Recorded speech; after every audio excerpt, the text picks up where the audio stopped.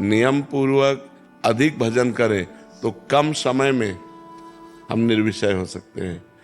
एक बार एक दिन सत्संग हुआ था कि 1 करोड़ नाम जप करने पर भागवतिक स्वप्न आने लगते हैं, बड़ी दिव्यता आने लगती है, सद्गुण आने लगते हैं।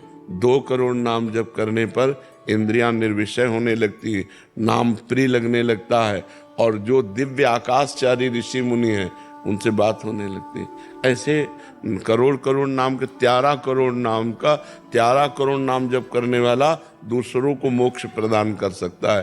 तो हम नाम अधिक जप करें और अपने आप को भगवद आश्रित कर दें। वो विषय जो निषेध हैं उनको तो स्वीकार ही ना करें, और जो विषय विधि है कि आप स्वीकार कर सकते हैं वो भगवान को अर्पित करके भोगिए, तो रस बुद्धि होने पर भी भगवत प्राप्ति हो जाएगी। जैसे बहुत सुंदर भोजन में रीता है, वो हम भोजन श्री जी को भोग लगा दें, अब हम स्वाद से पाएं।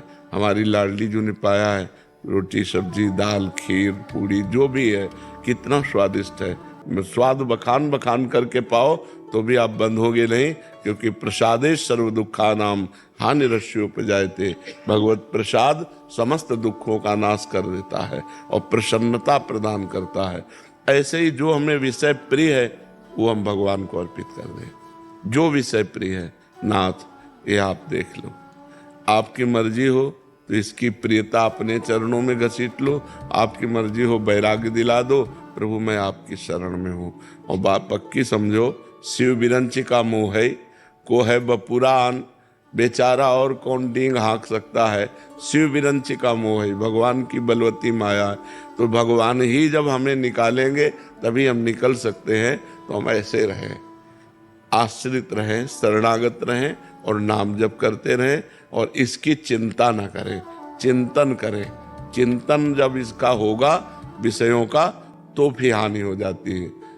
जहाँ हम विषयों का चिंतन करते हैं कि यार, जब विषयों का चिंतन रस बुद्धि से हो तो तुरंत नाम के द्वारा उसे काटो। नहीं नहीं, बहुत भोगा, संसार भोग रहा है, नहीं अब नहीं, राधा राधा राधा राधा, तो हम इससे निकल जाएंगे। घबराने की जरूरत नहीं है, ये हमारे प्रभु की ही माया है, किसी दूसरे की नहीं है। नहीं, किसी दूसरे की होती तो घबराने की जरूरत थी।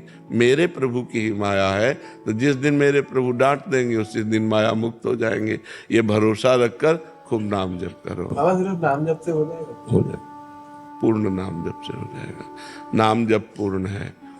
तीर्थ यज्ञ दान पुण्य स्वाध्याय इनसे पूर्ण नहीं होगा, लेकिन नाम जप से पूर्ण हो जाएगा। विराज भट्ट जी, राधा वल्लभ श्री हरिवंश महाराज जी, क्या कोई ऐसा उपाय है जिससे मुझे रजोगुण और तमोगुण ना सताएं? हाँ, नाम है ना, जितना नाम जप करोगे, नाम त्रिगुणातीत है। वो रजोगुण तमोगुण से क्या, वो सतोगुण से भी ऊपर कर देगा। त्रिगुणातीत से त्रैगुण ने स्थिति प्रदान कर देगा। जितना हम अधिक, देखो खास बात क्या है, त्रिगुण रचना संसार है, भगवान त्रिगुणातीत है। संसार का चिंतन छूटे, चाहे मंत्र जप रहे हो, नाम जप कर रहे हो, या भगवान के पावन चरित्रों का चिंतन कर रहे हो, या चरित्र सुन रहे हो, या साधु संग महात्माओं का संग कर रहे हो, तो हमारा जब भगवान से संबंधित चिंतन होता है तो गुणातीत होता है। और जब संसार का चिंतन होता है तो सतोगुणी है तो सतोगुण बढ़ेगा, रजोगुणी है तो रजोगुण बढ़ेगा, तमोगुणी चिंतन है तो तमोगुण बढ़ेगा। संसार 3 गुणों से ही बना हुआ है और भगवान त्रिगुणातीत हैं। तो यदि हम भगवान का चिंतन करेंगे तो हम गुणातीत हो जाएंगे, संसार का चिंतन करेंगे तो त्रिगुण के अंतर्गत रहेंगे।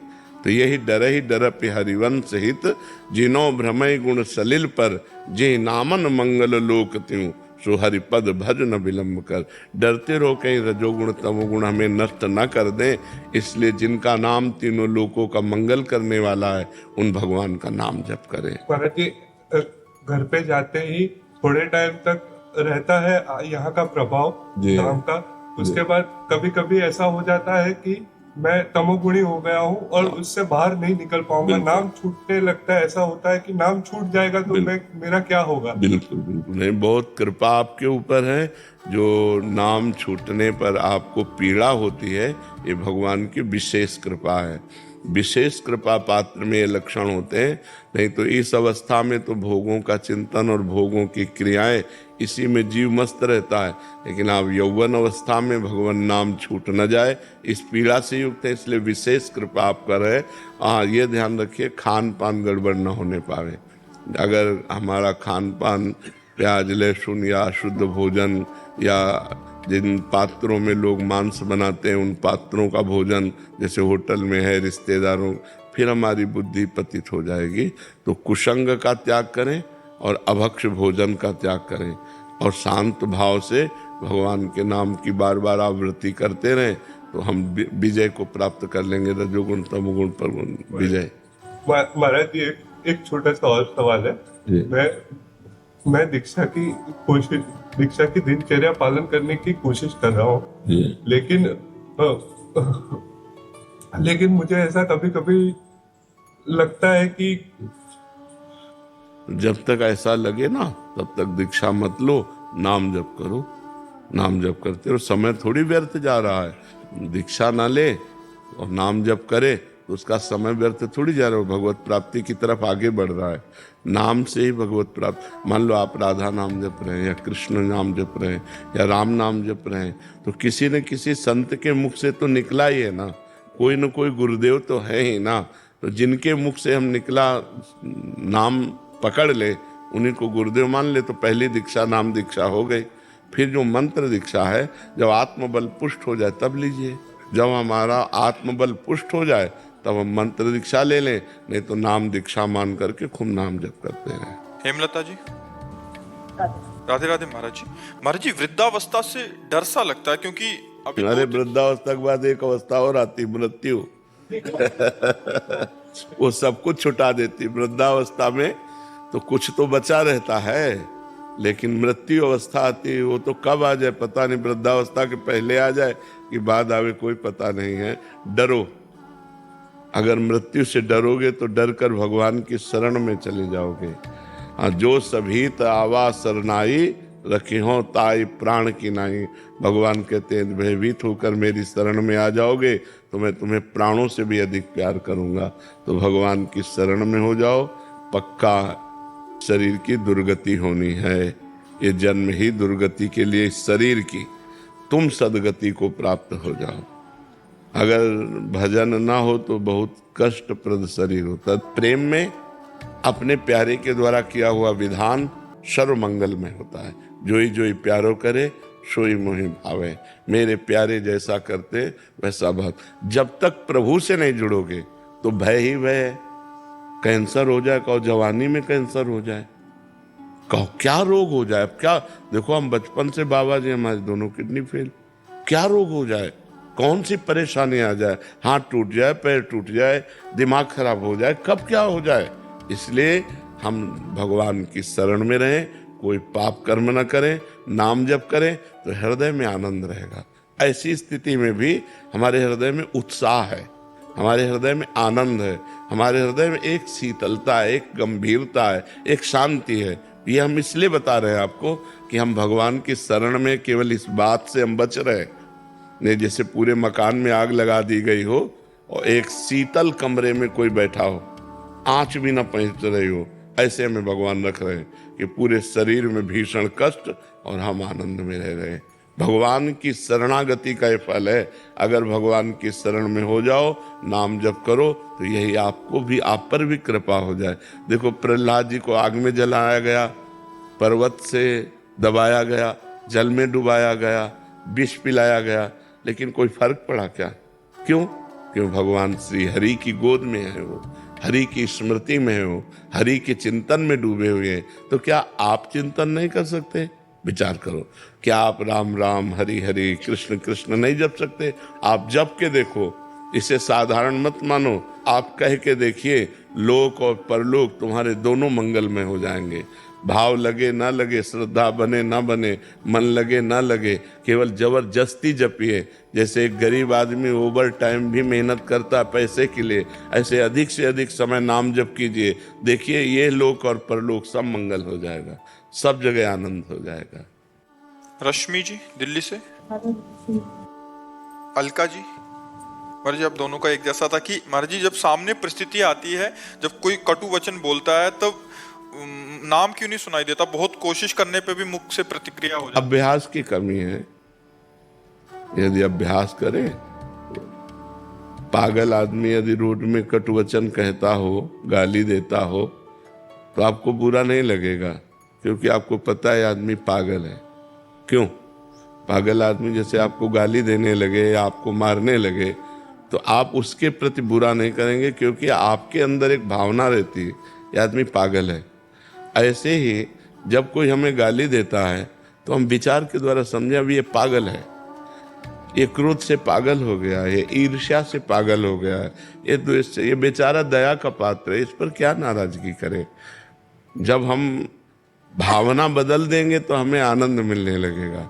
यदि हम ऐसी बात सोचने लगे या फिर ये सोचे मेरे भगवान इसमें विराजमान है, मेरा कोई कर्म है जिस कर्म को पवित्र करने के लिए भगवान इसके अंदर से प्रतिकूलता, कटुवचन, अपमान, तिरस्कार दे रहे हैं, मुझे सह लेना चाहिए, सहने से मेरे पाप नष्ट हो जाएंगे।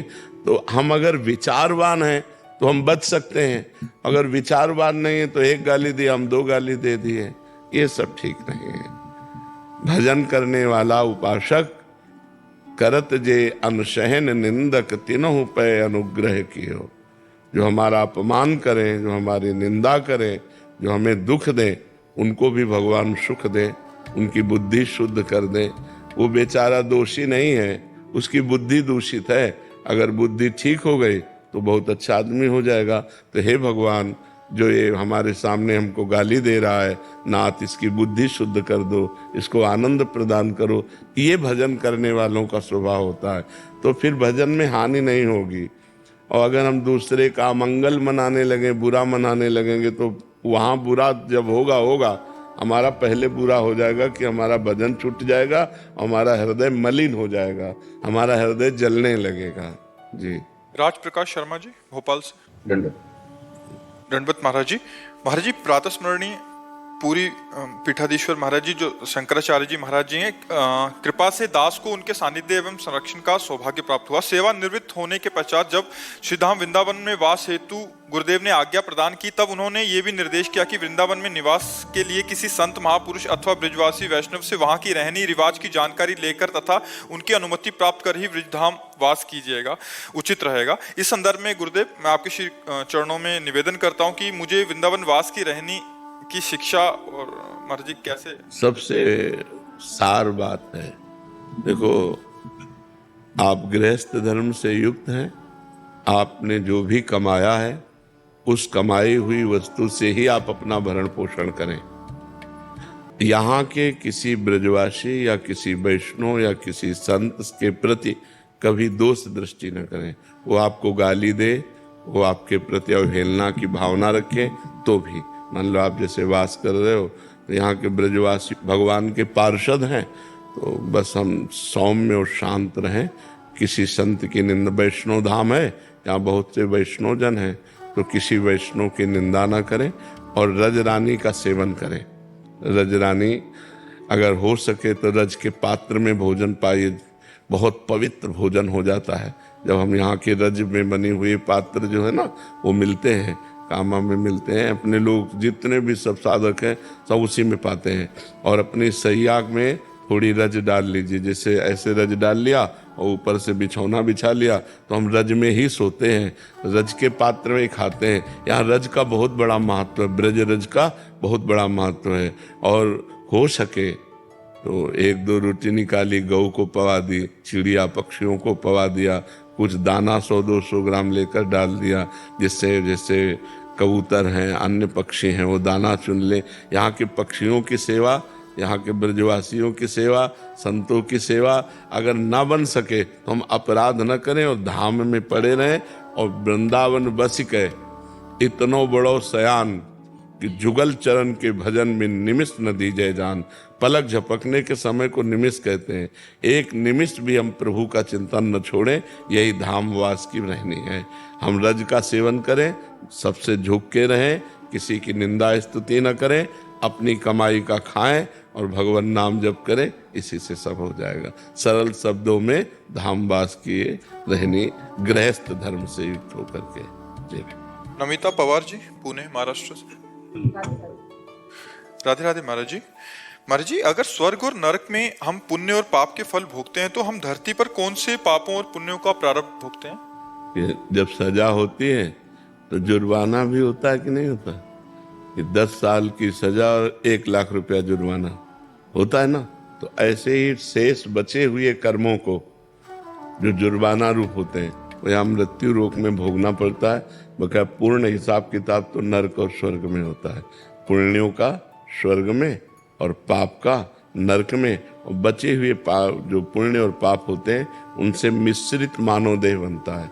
पुण्य दे देव दे, पाप दे यातना दे, और पाप और पुण्य मिश्रित दे मानव दे। तो इसमें कुछ पाप, ज्यादा नहीं, कुछ पाप और कुछ पुण्य मिलाकर बनाया जाता है, जिससे कभी सुख कभी दुख, कभी सुख कभी दुख, ये पूरे जीवन चलता रहता है। लेकिन देवलोक में दुख नाम की चीज नहीं है, नरक में सुख नाम की चीज नहीं है। यहाँ सुख और दुख दोनों हैं। अगर भजन कर लो तो पाप और पुण्य दोनों को नष्ट करके परम सुख को प्राप्त हो सकते हो, जो सुख और दुख दोनों से परे है। ये मानव देह में विशेष योग्यता है कि वो भगवान का भजन करके शुभ और अशुभ को नष्ट करके वो परमात्मा प्राप्ति कर सकता है, वो आत्यंतिक सुख प्राप्त कर सकता है। ये न देव शरीर में है न यातना देह में है, ये केवल मानव देह में ही सुविधा है कि आप भजन करके भगवान को प्राप्त हो सकते हैं।